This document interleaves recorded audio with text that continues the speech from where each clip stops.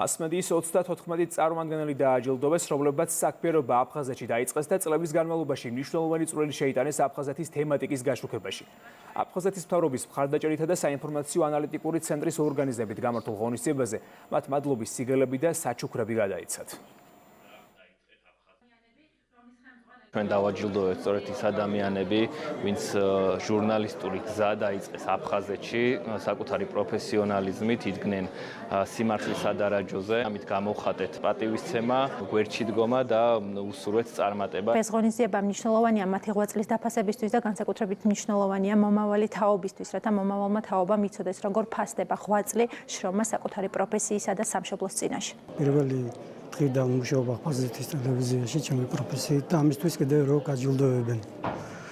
მინდა მადლობა გადავუხადო აფხაზეთის საინფორმაციო ცენტრს და აფხაზეთის მთავრობას.